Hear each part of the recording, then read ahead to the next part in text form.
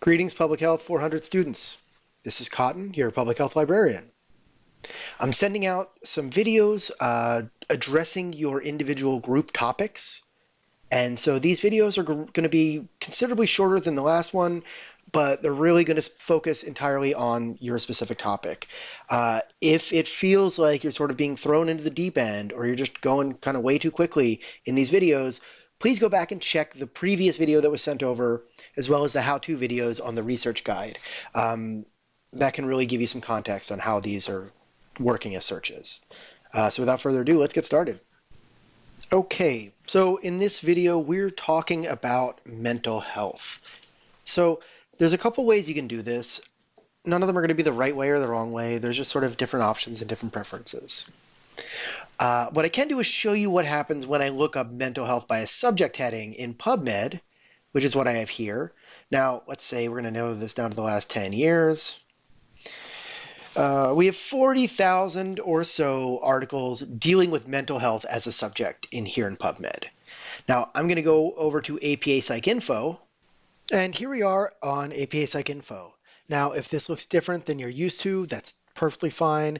This database was overhauled over the summer and has a new interface, but it still operates the same way, and we can still start searching with keywords if we want to. However, I'm going to scroll down, and actually what I want to do is first use these limiters and select peer-reviewed, just so I know that I'm getting back articles that come from peer-reviewed journals.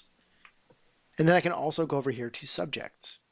And subjects is really broad, but this is a mental health database. So when I search for mental health, we can see that mental health is one of the top results that shows up.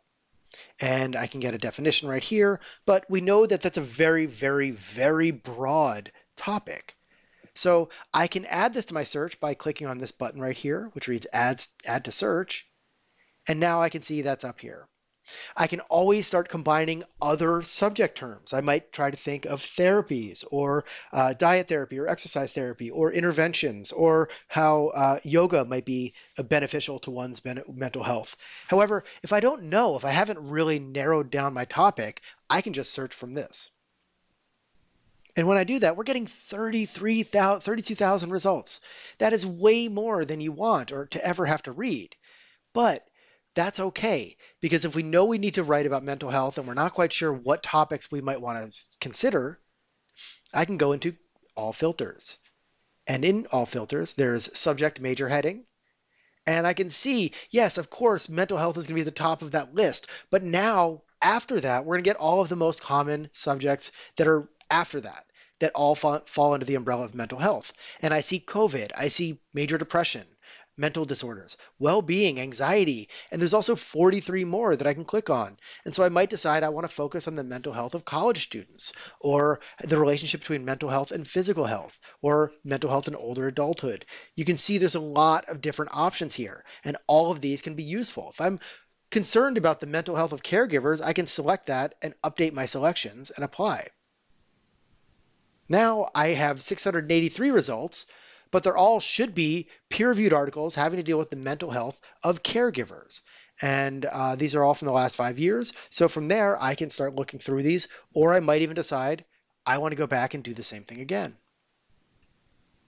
And now we're going to have a different list of subjects because I've updated this. And I see caregiver burden is another subject, and that might be really useful to what I'm talking about because we're concerned about the anxieties and the stressors that caregivers deal with.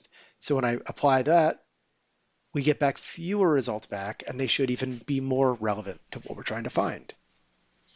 When searching for topics in mental health, I really recommend starting in APA PsycInfo.